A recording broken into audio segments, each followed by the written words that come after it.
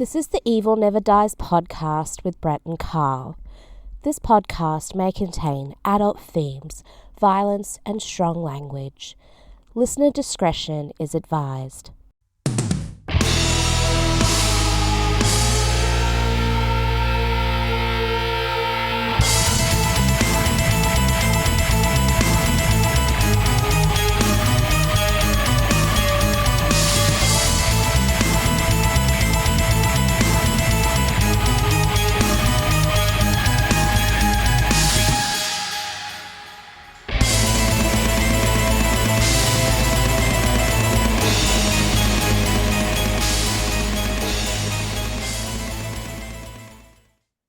Welcome back to the Evil Never Dies podcast, episode 306. Did I get it right this week, Carl? I have no idea. I think I None did. whatsoever. I think I did. Well, we're going to get right into this tonight. We both got stuff to do, and so tonight it's my pick after Carl's picked the last like two times. 4 weeks. I Something think like that. 4 weeks. Hey, look, I've got my Bengals jersey on too. Ooh, Yeah. cool. Took me 40 years to get another one, but I finally got one. Awesome. So tonight we're going to be covering a movie that I've been wanting to do for a while, and Carl has blown it off on me. So, and we are going to be covering Late Night with the Devil from 2023. Which I called it Interview with the Devil, I believe. Interview with the Devil. All right. It was written and directed by the brothers Colin and Cameron Kames. Kames? Is that an M or an N? That's an M. Kames. Produced by Matt Giovanni, Adam White, John Malloy, Roy Lee, Steven Schneider, and Derek Dauchi. Cinematography by Matthew Temple. Edited by Colin Kames and Cameron Kames. Music by Glenn Richards and Roscoe James Irwin. What did you think of the music in this? Sort Not of. very memorable. Yeah, I know. That's what I was just going to say. I didn't find it memorable. What some of the jump scares, the music was sort of cool, but other than that, Very unmemorable. for sure. Production companies, there's like five of them here: Image Nation, Abu Dhabi, Vic Screen, AGC Studios, Cinetic Media, Good Fiend Films, Future Pictures, and Spooky Pictures. Distributed by IFC Shutter in the United States and Umbrella Entertainment, Maslow Entertainment, and Ahi Films in Australia. Release dates: premiered at South by Southwest Film Festival in Austin, March 10th of 2023. And then it was released in the United States on the 22nd of March, 2024, and the 11th of April, 2024 in Australia. Has a running time of 95 minutes. Countries are Australia, United States, and United Arab Emirates. English language, and I couldn't find a budget for to kill me on it. Couldn't have been a very high budget, I don't think. But it made 15.5 million at the box office, and that's not including up to date on streaming. So I did not know it was ever at a box office. yeah, it played in like 1,400 theaters, and supposedly on the second day, the second day of the first weekend, so I guess that would be Saturday, they said their earnings was 666,600 666,666 is what they What said. the fuck ever. I think I know why you said it looked foggy. My Christmas tree was probably messing with the lights. Yeah, it looks way better now.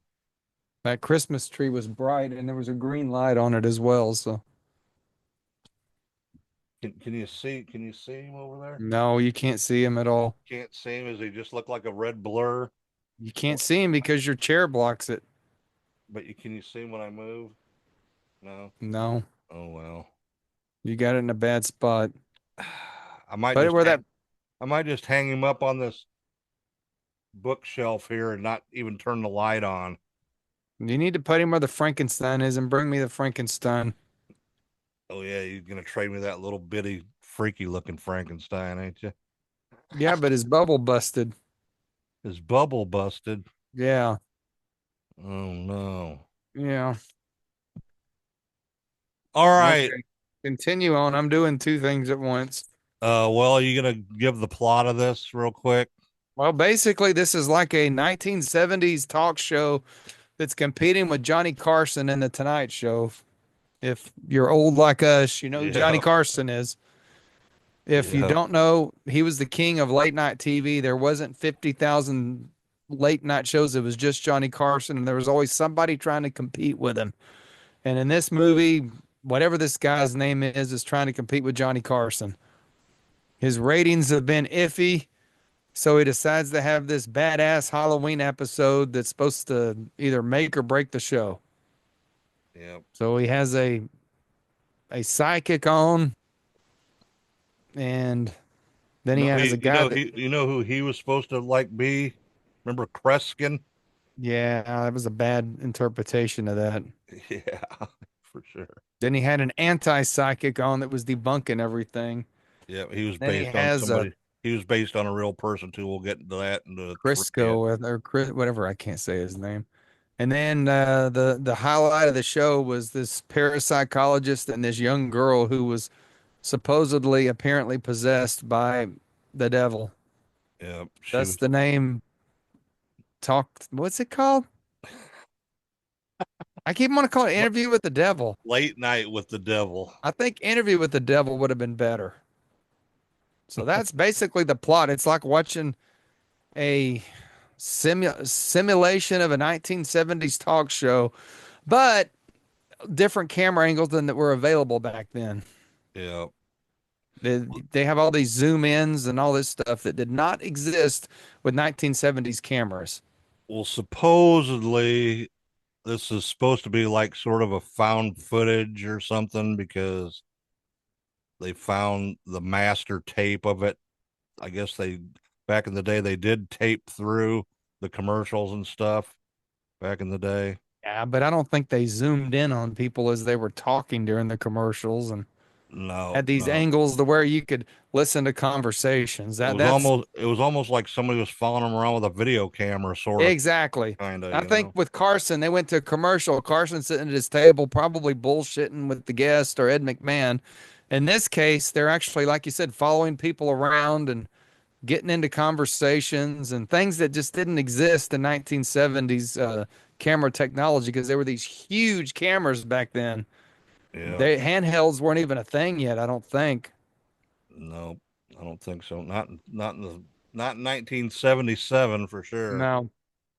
So, So that's what the plot is. It's like you're watching talk show from the 70s. all right, let's go over the cast here. I'm gonna screw this name up. I know it.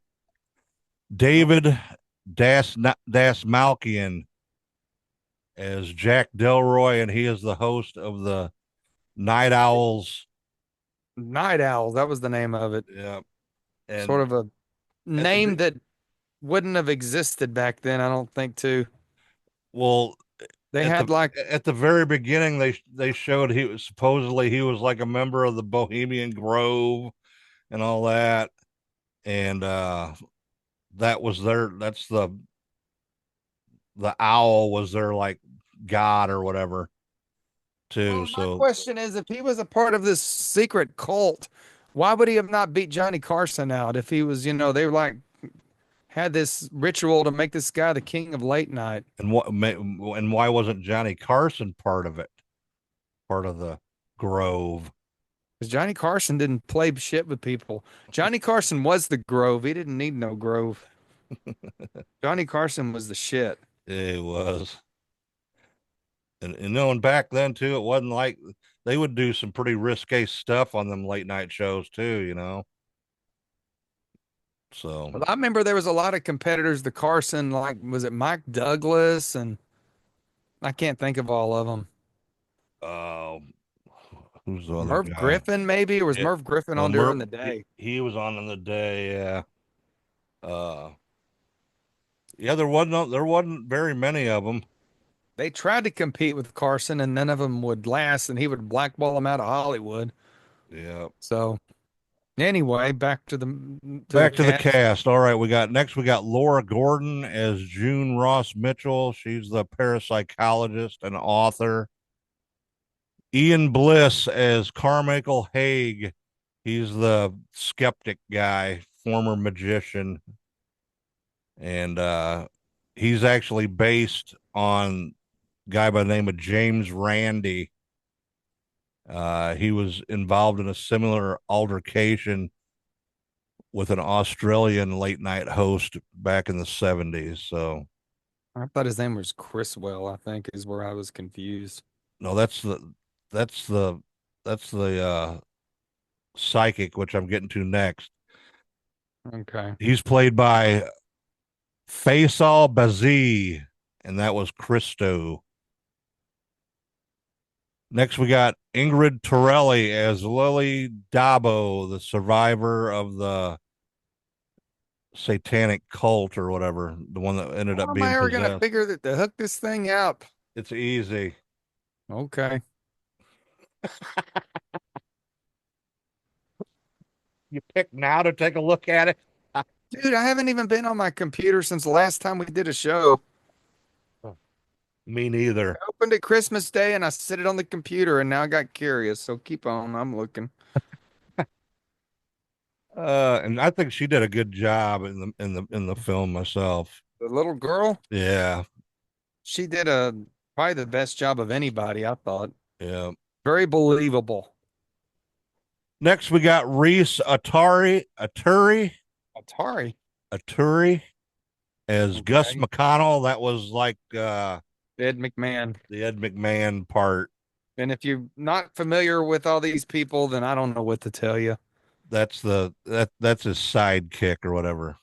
Me, I'm Ed McMahon. I'm the co-host. Brett's the host. So Oh I am shit. Ed McMahon. Right. Right. Yep, I guess. I guess. Yep. You finally admitted you're the co-host, so Yeah, but I'm not the host. You're not the co-host. You're the host. This is the Evil Never Dies podcast featuring Brett Stefano. ah. Next we got Georgina Haig as Madeline Piper. That's Jack's deceased wife. Josh Kwong Tart as Leo Fisk, the producer of Night Owls.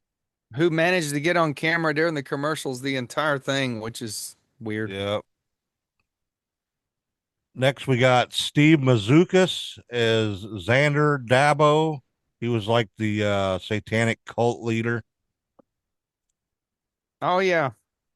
Paula Arundel as Diane. Christopher Kirby as Phil. John O'May as Walker Bedford. And Michael Ironside was the narrator of the thing. So I did not know that until I started researching this today. Nor did I. Because I watched this on Shutter, and the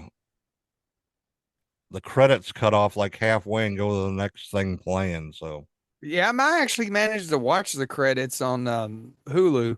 oh And it's yeah. weird on Hulu. I watched half of it, went to sleep, turned it back on, and they didn't have any more commercials. I don't know why.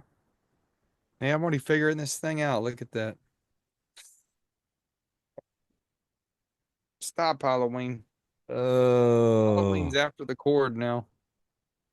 don't let her chew the cord up. She will. Okay, now that I know what I'm doing, I'm going to put this away. You think you can figure it out now? Ouch! It's pretty easy. Halloween just scratched me trying to get to the cord. Jesus. She's violent. Okay, where are we Alrighty. at here? I guess we'll go on to the trivia. There's not much either. Since this is such a newer movie. And it's only on streaming platforms. I don't think it's available No, anywhere else yet. I think they put out a special edition VHS tape of this. Oh, how dumb is that? I know. Nobody's got a damn VHS thing I mean, I guess people have them, but whatever. I guess it's supposed to be more like a collector's item or something, you know? Yeah, I could see that. Like some people Uh, still put up cassettes, some of these bands. dude, I Okay, ain't played a cassette in 20 years, dude. hey, look at this. Why is he wearing a hat still? I don't know. Christmas is Look, over. gave it to Halloween. I knew she'd jump on it. All right. Actor David Dasmalkian was cast in the lead role and film's central character Jack Delroy after the film's directors read an article by him about regional horror TV hosts, which he had written for Fangoria magazine. Co-director Colin Kames said in an interview with the film's two directors published in this magazine, well, I mean, the other than sure just recognizing his awesome work and all the films he's been in. But then I opened up Fangoria one day and read an article by him on on regional horror hosts. And reading that, knowing his work, I just thought it's going to be a real good fit. Obviously, our hero Jack is a TV host, so I felt there would be some affinity there. So he thought he fit that. He did do a good job as that as a TV host, though. The sort of quirky, stupid dad joke kind of shit, you know? I couldn't have seen somebody like that competing against Carson in the 70s, though. Yeah, true, for sure. This movie got to take a lot of creative liberties while watching it, unless you just don't know anything about that time period. But unfortunately for me, I grew up with Johnny Carson, so I know all about it. Me too. I watch it almost every night for. Yeah, now I watch it in reruns sometimes when I find it on Sling TV. Oh Like, why yeah, am I watching this? I was forced to watch it as a kid, and now I'm watching it. some of that stuff he did was awesome though, man. That was comedic gold, dude, for sure. And he had some good guests on there too. Let's see here. This horror movie's filmmakers, the Kanes brothers, have said of this picture in an official statement. In the 70s and 80s, there was something slightly dangerous about late night TV. Talk shows in particular were a window into the strange adult world. We thought combining that charged with live to air atmosphere with the supernatural could make for a uniquely frightening film experience. I think that pretty much sums that up. You know, it is a different idea for sure. I think they had a good idea. Yeah. Famed horror novelist Stephen King has praised the movie. He said, I got a screener copy of this film. It's absolutely brilliant. I couldn't take my eyes off of it. Your results may vary, as they say, but I urge you to watch it when you can. Straight from the lips of Stephen King. The amount of time that the opening black and white sequence runs for is about 8 minutes. It was inspired by the 1980s documentary The Killing of America from 1981. The later sequences in black and white in the movie are the onset and off-air interludes during commercial breaks. Yeah, that's right. They did change it to black and white. That even made it more look like they were being followed around with a camera. Yeah. Cult leader Xander Adbo,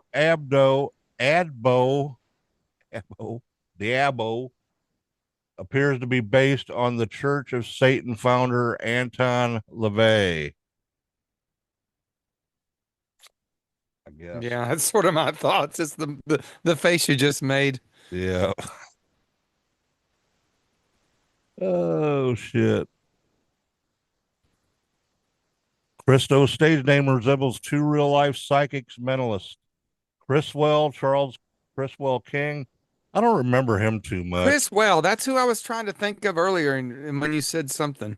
I don't really remember him. I I do remember. remember him because he was buddied up with Ed Wood at one point. Oh, really? Okay. Yeah. And I guess he was famous for his outlandish and very inaccurate predictions.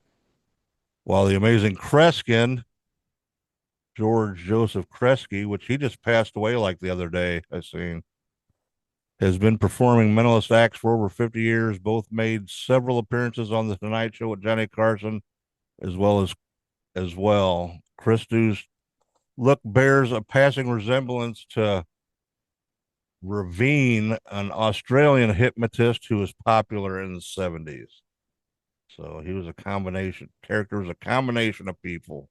Sorry, I'm drinking this liquid death like I'm dying because I was just thirsty. Yeah, I'm thirsty too for some reason. Let me get a drink before I continue. Oh, that liquid death is the best stuff that exists. Now we're waiting on Brett. All right. In addition to James Randi, Carmichael Haig resembles Orson Welles. He did a little bit, or rather, looked like him. Sort of look like Orson Welles. I could go with that. In addition to being an actor and director, Welles was a skilled stage magician. In a 1970 interview with David Frost, that's the other late night guy, David Frost. David Frost was, yeah. Yeah. There was a couple of them that tried to compete with Carson, Yeah. but Frost is one of them. Wells Sorry. told a story about his brief time as a psychic, explaining in detail how cold reading works. However, Wells reported that he gave up the psychic act when he did a reading on a woman and found that his reading was very eerily accurate. Wells dismissed his own psychic abilities, but theorized that professional psychics can fool themselves into believing in their own powers. I never knew he was a psychic and a magician. The actual specific episodes of the Don Lane show from 1975 that inspired this movie were those that featured Uri Geller and Doris Stokes, whoever they are. No clue. Though this is set in New York City, the film was shot entirely in Dockland Studios in Melbourne, Australia. Let's see here. Ian Bliss, who played Carmichael, was originally hired to play another character after he was originally hired to cast, uh, be a cast reader. Bliss had just 4 days to prepare for the role of Haig, and the original actor withdrew at the last minute. So he sort of got thrown into doing it. He did a pretty good job too. He was an asshole, played a good asshole. He was a debunker. Yeah. This was the theatrical feature film for actress Ingrid Torelli, who portrayed the satanic cult survivor Lily. I already talked about that. Talked about that. June Ross Mitchell has a PhD in parapsychology from Stanford, a degree actually offered by the university. I think they're one of the only ones that do too. I think you are correct about that. I think there's maybe them and one other college that does that, or university. Movie, which takes place on Halloween, had two film festival screenings held on Halloween 2023. Uh, India's Mumbai Film Festival and the Brisbane International Film Festival in Australia. That's cool.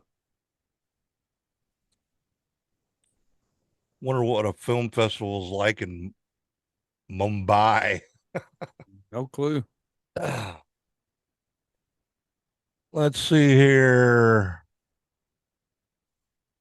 The demon, Mr. Wriggles, is a nod to The Exorcist 1973's Captain Howdy, according to Nikki Braun, the Screen Daily at the Screen I Daily thought it was website.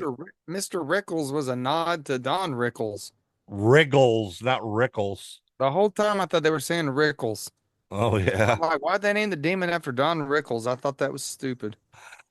But what Wriggles. does Wiggles got to do with Captain Howdy? Uh, I don't know. I don't know either. This was the third feature film written and directed by the brothers. Their first two pictures were 100 Bloody Acres from 2012 and Scare Campaign from 2016. These guys are young too. They're only like in their, I think, mid to late 20s. Don't know nothing about them, honestly. So you know more about these filmmakers than me. Let's see here. Ross It's like when you Nichols. kept talking about the Adams family, I thought he was talking about the Adams family until you got me to watching the movies. That's why you're the host and I'm just a co-host. See? Makes sense now, don't it? Film covering the first church of Abraxas, La Satanisme, USA 1971, is based upon the 1970 documentary Satanus. Have you seen that documentary? Never heard of such a thing. Don't even know that it really exists. I bet it's on Tubi. I bet it's not, because I don't think such a thing exists. You don't think so? No. Look up 1970s documentary Satanus. I'm not that interested. Okay. Sorry. No, I think you're just making up shit now. I'm not. They are. The logo for the network UBC closely resembles that of ABC, the American Broadcasting Company. Australia National Television Network is also known as ABC, but has a totally different logo. This looks like some trash ABC would have showed in the 70s, honestly. Yeah, I've never been an ABC watcher. I never was either, except for maybe Happy Days and Monday Night Football when it was on. Uh, Three title cards were made using AI. For example, the what is that word? Interstitial with strange looking television. I guess people were upset about that because they put that in after they premiered it at South by Southwest. And because most of this was all practical effects, then some people noticed it and were pissed off about it. Well, hell with them. I don't see how they're saying that this had to do with the satanic panic. That was the 80s, not during the late No, 70s. no, it was the 80s. That's when it got down and dirty with the Well, LaVey satanic. was in the 70s, but Yeah, yeah, the 80s is when they were trying to ban everything. yeah. Let's see here. Filmmaker Joel Anderson, Lake Mungo, because that's a movie he did. I saw that movie. I actually own it. Oh, yeah. Known for being very reclusive since 2009, came back to the film industry as a script editor for this film. Well, that's cool.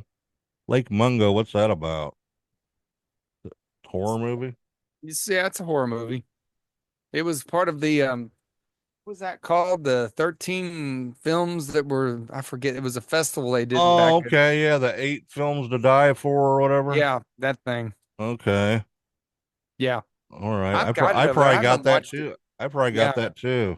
I haven't watched it in a long time, but I remembered it. I think it had to do with a, I don't remember. I don't want to lie here. So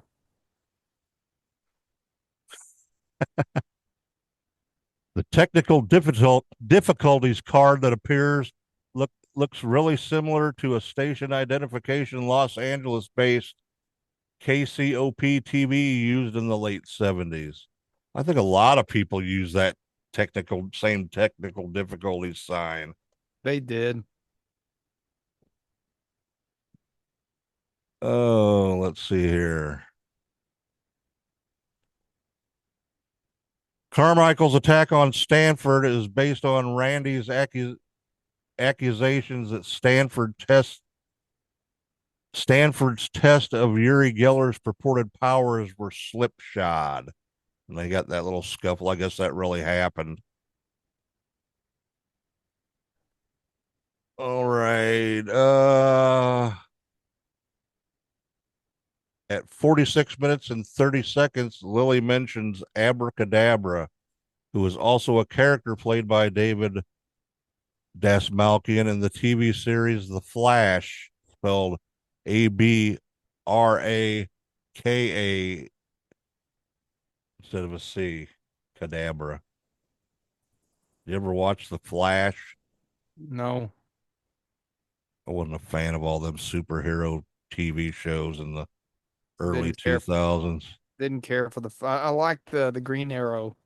I thought the Flash was silly. So no, I said I never watched it. I did watch some of it. Carmichael Haig's agency is called the IFSIP, short for International Federation of Scientific Investigation into the Paranormal.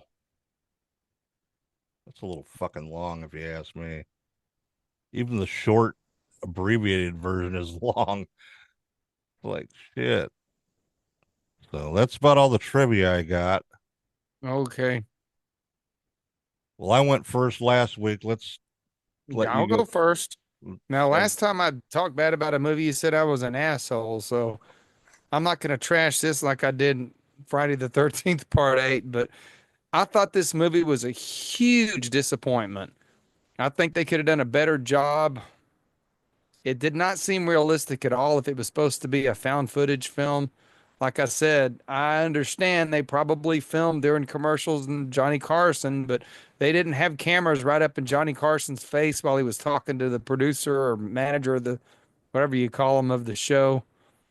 Just didn't think that was realistic at all, and it bugged the shit out of me the whole time I was watching it. Um, I thought it could have been a lot better. It's a cool concept, and they just missed the mark by just about that much. Um, thought like the guest, I thought the psychic guy was cool and pretty realistic. You know, he found somebody that fell for his trickery, and which is in most cases what psychics do. Not to be a disbeliever, but still. I thought the skeptic guy would played a good asshole. That was cool. I wasn't real happy with the host guy. I thought they could have got an actor that would have looked more like he belonged on 1970s late night TV. But I like my cohort, the Ed McMahon guy. He was good. The girl was great that was possessed, but I just think they missed the mark. It was just too slow and too mishmashed, and it went too long. Because back then, them shows were only an hour, so this thing lasted way long. And the other thing is, the network would have cut them off at one point. So I just find it unbelievable and not coherent and good concept wasn't done right. But I thought it was fine up until the ending, and the ending ruined the entire movie for me. That was dumb, stupid, and unnecessary. They should have just cut it off with the malls laying there, and it would have been a great ending. It's like they were trying to explain too much after it was over. That I did not like at all. Yeah, they tried to make it too much of a like a cliffhanger, like, ooh, I did not really? like that at all, and I would actually take a whole point away for that ending. I would Okay. have give this a 3 because, like I said, it was an okay movie. It just wasn't. It was this kind of a mess, but it was enjoyable until the end. So I got to give it a 2, I think, because of that ending. That ending ruined the entire freaking movie. It was terrible. Okay. They should have ended it with them all in the studio and just boom. That would have been a perfect ending and just left everything sitting. But instead, they had to go into this stupid explanation of the wife and all that. I think you said, "Oh, there was a twist ending in the end." That twist ending ruined the movie for me, and I was already having issues with it. Well, But I'm not gonna. they I'm tried to not gonna. twist it too much, is what they They did. they they they fucked it up. Yeah. They had a movie that was kind of discombobulated anyway, and good concept, good idea, and great vision. It just didn't. It didn't work for me. But I'm not Okay. gonna trash them like I did part 8. I Part just didn't seven, think. you mean? Yeah, whatever part. I'm so yeah. That's my opinion. I just thought they could have done a lot better job. Okay. Don't have a disc to review. Um, Yeah. I would say if you've got Hulu or Shudder, if you haven't seen it, give it a watch. Especially if you're not. I think me being from that, being a kid in that era made it harder for me to enjoy. So if you're not familiar with Johnny Carson or late night TV of the 70s, give it a watch. You might like it. Okay. But I got to give it a 2 because of the ending. I took a whole point away for that. Okay. Well, that's probably the only thing I didn't like about this movie. I liked everything else pretty much. I thought the acting was great Well, on everybody's part. I think they for what part they had, they did a good a job. couple of them overacted, I think. A little bit, yeah. To be a found footage movie, I think it was a little overacted. A lot of nostalgia for sure, because I loved my Johnny Carson back in the day, even as a kid.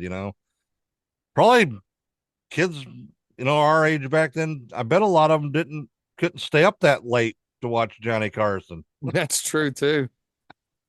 But I Yeah. watched him from shit the early '70s until went off the air. And what did he go off the air in '93 or something? '94.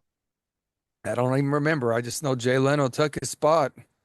Yeah, but like the nostalgia. I think the practical effects were pretty good too. The Exorcism was great. Yep. I Yep. might give him a point 0.5 back just for that exorcism scene. Yeah, it was pretty cool for sure. Uh, but yeah, I like this movie. I'm gonna give it a 3.5. I say watch it for sure. Yeah, watch it. I tell you, I'm being a little critical of it. I just didn't like the whole behind the scenes The thing. ending was a little off the wall The ending though. was fucking stupid. You didn't expect it, and then when it happened, it's like, You know, they probably should have put that as an after credit scene, like Marvel and some of them do. yeah, yeah, that Because was when that. you put it as an after credit scene, it's always, well, is this really part of the canon or not? So yeah, Yeah, I think that would have been better because I think I would just turn it off as it, and yeah, and could have yeah, done better. I think it could have been a lot better. yeah, it could have, but it Good is what it concept. is. Yeah, great concept for sure. There's nothing else out there like it, I don't think. No, Um, yeah, I give it a 3.5. I'm just gonna. The ending probably did it for me too. I probably might have gave it a 4, but one for that ending I would myself. have gave it a So, 3, but that ending, they fucked the ending so up. I'm taking off a half a point for the I don't. ending. Yeah, that ending was bad. So Disappointed with it. all I right. found a few more problems than you did, but we're pretty even on it. Not a bad movie at all. I just was I mean, I'm supposed to critique movies, and that's what I did this week. I just You tried to be a critic. critiqued. Siskel and Ebert time here, you know. Oh shit. All right. Well, I guess that's all we got for late night with the devil. And see, that just shows that just because it's an independent film, I'll still give it some bad stuff if I don't like it. I'm not going to kiss people's ass and stuff. So, sorry, Well, maybe these guys will. Maybe if you're these. the brothers and listening, I'm sorry that I crapped on your stuff, but Well, I'm just now I'm being gonna have to honest. go. I'm gonna have to go. I guess that first movie they made was a horror comedy. So I don't know. Might have to check them out and see what they're like. Hey, I'm just saying, if we're doing independent films, I got to be honest. Yeah, for sure. All right. Check out Well, Redhead. That's an independent film that I'm all behind right there. yeah, for sure. All right, That's all. I'm everybody. done. We're done. Thanks for watching and listening, and check us out on all them social medias, and make sure you turn on them notifications for the YouTube. So, guess that's it. Stay evil, everybody. Where's the butt? We are back in 5, 4. Now, here's Mr. Midnight, Jack Darrow. Oh, good evening, night owls, and thank you for allowing me into your living rooms once again. Well, night owls, we've got a heck of a show in store for you tonight, and I'm very excited for you to see it all unfold before your very eyes. I really hope you love it. Gosh, I hope you love it. Please love it. Love it. I'm trying to host a nationally syndicated talk show. And I'm trying to help you keep it on the air. We all know how important it is to keep our sponsors and affiliates happy, but in my humble opinion, there is only one person who really matters in this whole darn crazy business. And that is you, our viewer. You're meddling with things you don't understand. Whoa! Now, as you know, here on Night Owls, we think it's very important to keep an open mind.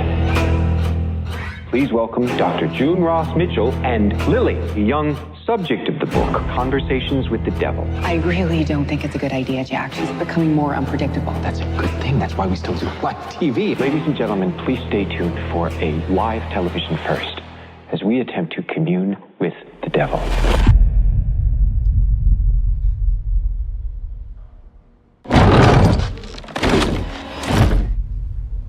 Lily, can you hear me?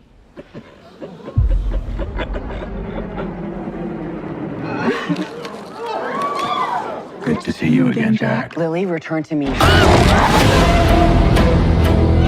This isn't about ratings anymore. No one's going anywhere. How could you let it happen, Jack? How could you let it happen? Please be warned, anyone with young children in the room. What you're about to see You okay, Jack? is profoundly disturbing and shocking.